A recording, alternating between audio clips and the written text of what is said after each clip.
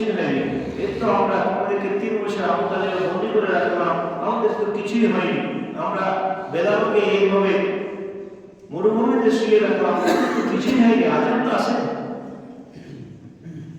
আল্লাহ তাআলা বলছেন যখন সত্যি আজাবের মুখোমুখি হয়ে যাবে, দেখবে যে হ্যাঁ এখন সেই দিন তো ঘটে গেছে, যেই দিন কারো কোনো কর্তৃত্ব থাকবে না, যেই দিন ন্যায় বিচার করা হবে, প্রত্যেকটা অপরাধের শাস্তি পূর্ণ মাত্রায় দেওয়া হবে।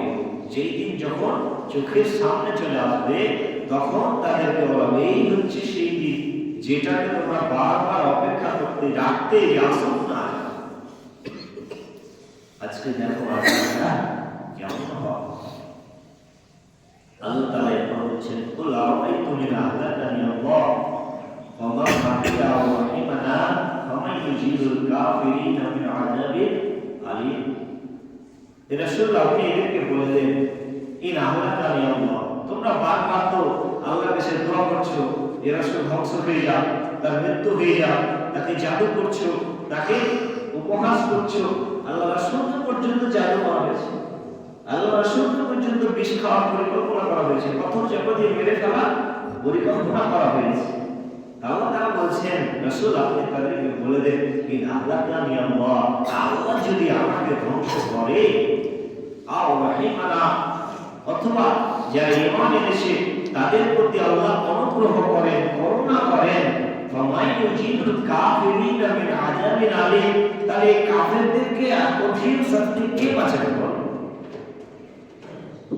তোমাদেরকে যে বাঁচানোর জন্য প্রাণপণ চেষ্টা করছে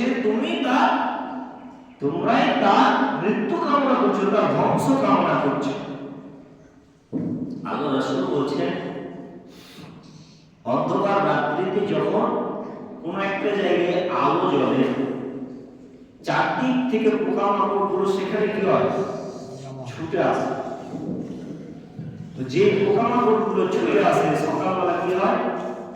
সব মরে পড়ে থাকে।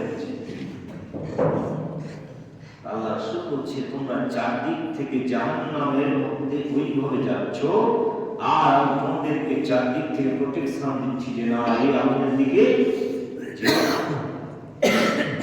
যে তোমাদেরকে প্রোটেকশন দিচ্ছে তোমরা তার মৃত্যু কামনা করছো, তার ধ্বংস কামনা করছো।